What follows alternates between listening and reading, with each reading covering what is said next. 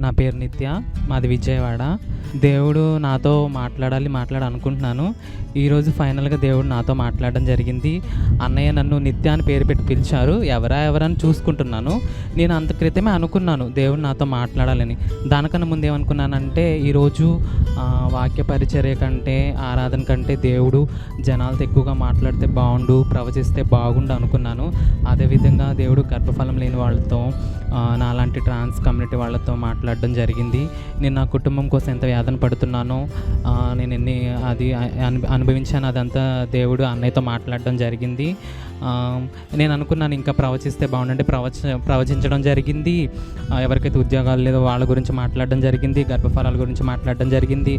అప్పుల సమస్యలు ఉన్న వాళ్ళ గురించి మాట్లాడడం జరిగింది. నేను అది ముందు నుంచి ప్రార్థనలో పెట్టుకున్నాను. అనేక మంది సహోదరులు వచ్చి ఉన్నారు ఈరోజు.